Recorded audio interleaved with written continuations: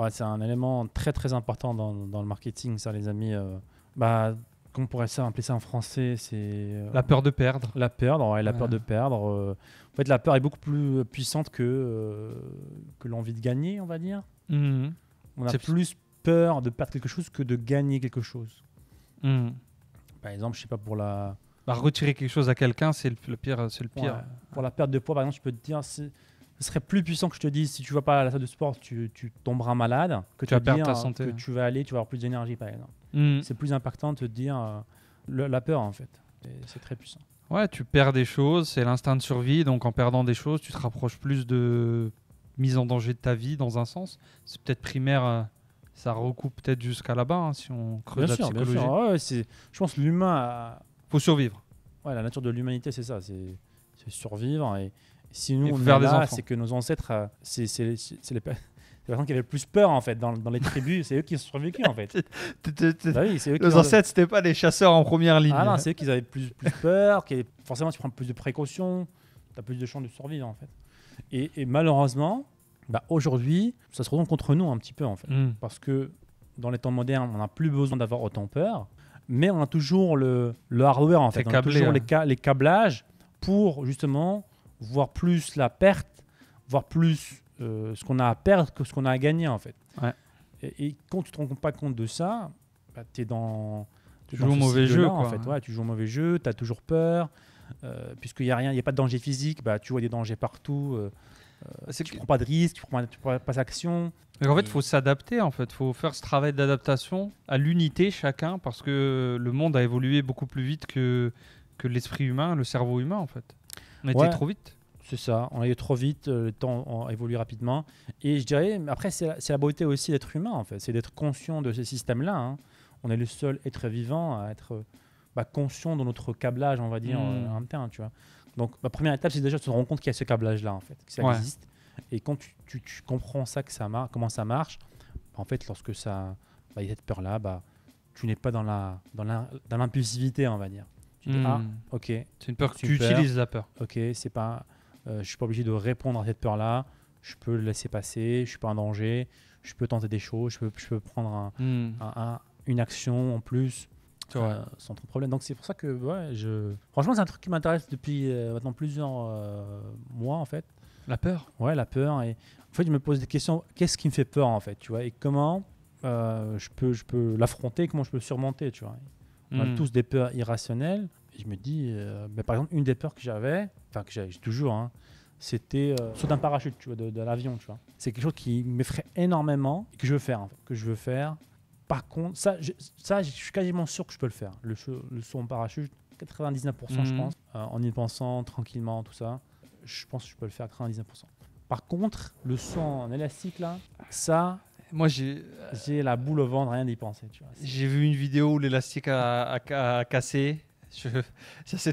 J'ai verrouillé ce truc au fin fond de moi. J'y Ouais. retouche plus du tout. Laisse-moi tranquille. Ah non, le mécanisme en live, vous avez vu les amis, le mécanisme en live, c'est que on a plus C'est scellé. en avant la perte, en fait. Alors que, Ouais. Parce que là, c'est le perte de ta vie, quoi. ouais, sauf que 99,99% des trucs, il n'y a pas eu de problème. Ouais. Tu vois.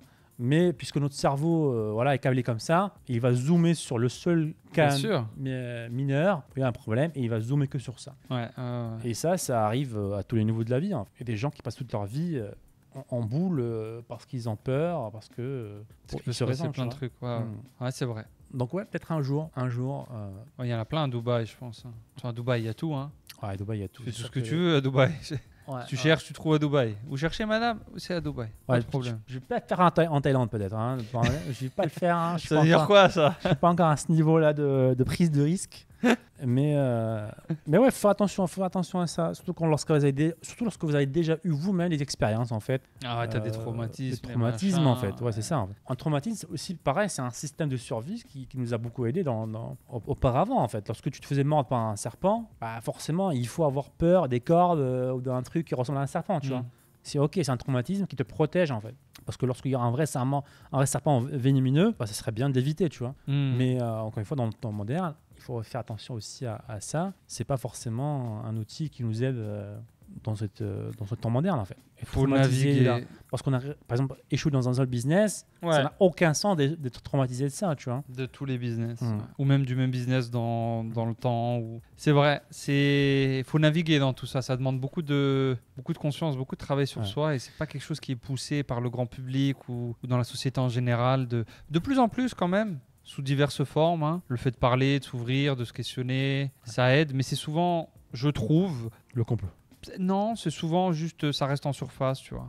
Bien sûr, bien sûr. T'arrives pas à le... Un des plus gros cas qui m'a toujours marqué, c'était lors d'un mastermind. On avait Catherine, je sais pas si tu te rappelles, qui était à Marrakech lors d'un mastermind et qui était dans l'événementiel avant. Ouais. Et justement, dans le mastermind, elle ouvre sa boutique e-commerce, elle nous montre un petit peu. Et là, on se rend compte qu'elle avance pas assez rapidement, qu'elle est perfectionniste. Elle prend beaucoup de temps. Voilà, le logo, l'image, les couleurs, très, très perfectionniste. Et là, en fait, on la pousse, faut faire vite, c'est le business en ligne, il faut tester, on n'a rien à perdre, il faut prendre des risques, il faut arrêter d'avoir peur.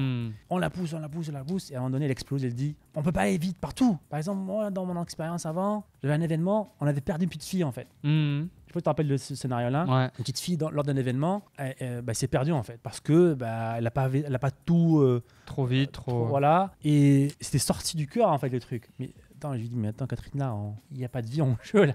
Il n'y a aucune vie en jeu. C'est un business sur Internet. Dans le pire des cas, tu auras perdu quelques heures en test. Et voilà, on passe au suivant en fait. Et justement, là, c'était un cas réel. C'est d'expérience. C'était un traumatisme qui affectait un autre truc qui n'avait rien à voir avec le traumatisme de base en fait.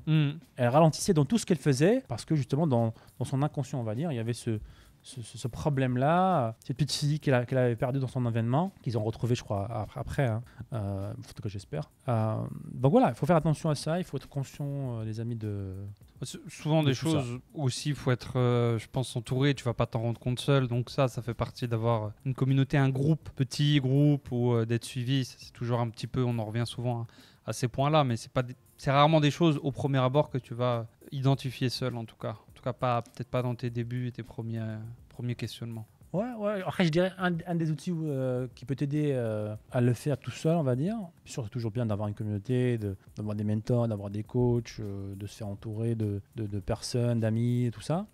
C'est méditation, en fait. C'est vraiment un outil qui permet de faire de la rétrospection sur soi et de découvrir toujours de bugs dans la matrice. Et la bonne nouvelle, c'est que dans la majorité des cas, ces problématiques sont résolues lorsqu'on devient conscient de ces problèmes-là, en fait. Je pense que le plus gros problème de ces trucs-là, c'est que leur pouvoir, ils te tiennent en fait lorsque tu n'es pas conscient que tu as ce problème-là. Donc, je suis que Catherine, lorsqu'elle a eu cette révélation-là, même si on n'a pas produit des outils techniques pour dépasser ça, juste le fait d'être conscient que tu as ce truc-là, de l'origine du truc, ça t'as déjà résolu, on va dire, 50% de la problématique. Tu vois. Donc, carrément. Si vous avez aimé ce clip, cliquez ici pour voir d'autres clips. Sinon, cliquez ici pour voir l'épisode en entier. Ciao, ciao.